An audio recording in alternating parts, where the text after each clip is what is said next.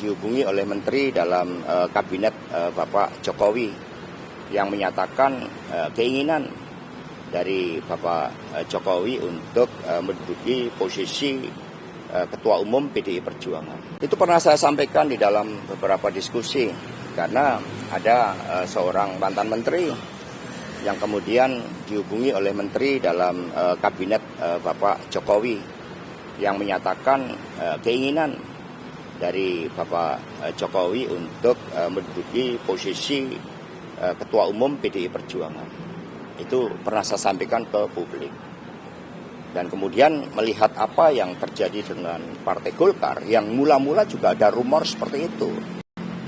Ternyata itu kan terjadi. Maka apa yang disampaikan oleh Ibu Megawati Soekarno Putri tersebut itu adalah benar. Di sini kami ingin menegaskan bahwa Bu Mega bukan hanya Ketua Umum PDI Perjuangan, beliau putri proklamator. Bu Mega sudah menjadi bagian dari suatu ide, gagasan, cita-cita bagaimana negara hukum dibangun. Bagaimana negara karakter pemimpinnya tidak boleh otoriter. Bagaimana Bu Mega membangun legacy untuk melawan pemerintahan yang otoriter, yang korup, penuh dengan nepotisme dan kolusi.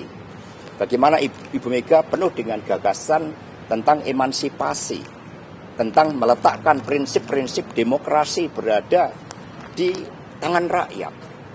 Nah, karena itulah sikap PDI Perjuangan sangat jelas.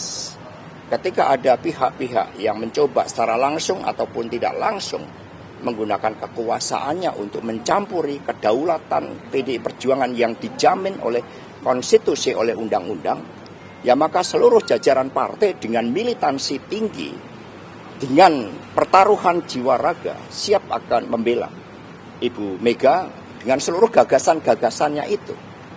Nah, sehingga Ibu Mega justru menyatakan untuk bersedia menjawab permintaan dari Rakernas ke-5 yang memohon Ibu Mega untuk berkenan menjadi Ketua Umum PDI Perjuangan kembali. Karena ide untuk membangun demokrasi, untuk setia pada konstitusi, setia pada jalan demokrasi, setia pada kedaulatan rakyat, ini ada pihak-pihak yang mau mengganggu prinsip-prinsip fundamental dalam kehidupan berbangsa dan bernegara.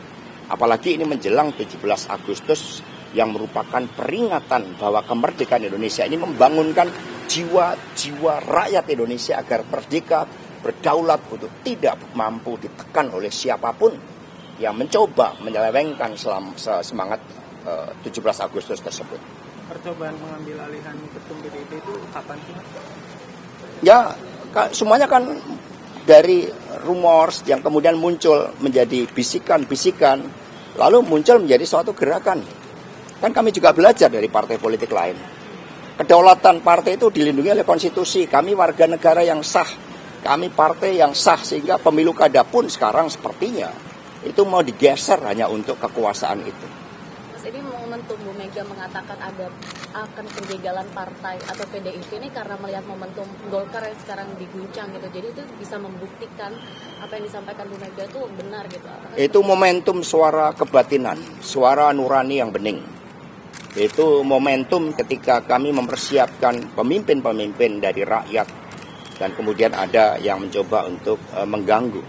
Di antara calon kepala daerah yang diumumkan kemarin, calon wakil kepala daerah itu ada sosok yang mulai berkarir di PDI Perjuangan itu sebagai office boy.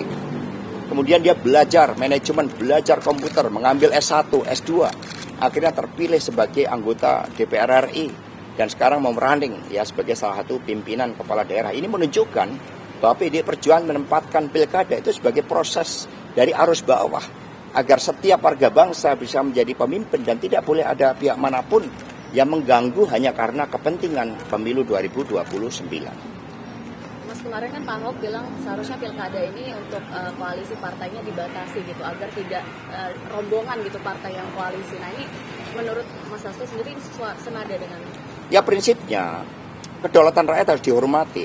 Aspirasi arus bawah itu tidak boleh dihalang-halangi oleh kekuasaan. Itu juga menjadi kesadaran dari elit-elit partai politik. Buat apa ada regulasi detail ketika spirit penyelenggaranya itu tidak memahami aspek-aspek fundamental dari kedaulatan rakyat itu. Lalu pemilu secara langsung mencoba untuk diakal-akali dengan pendekatan kekuasaan, dengan intimidasi hukum. Ini yang harus kita hadapi bersama-sama karena ini demokrasi kita, ini masa depan kita, ini kebebasan kita untuk berserikat, berkumpul, dan bersuara. Gitu dengar ini akan diambil nih kayaknya PDI Perjuangan. Saya mau jadi ketua umum lagi.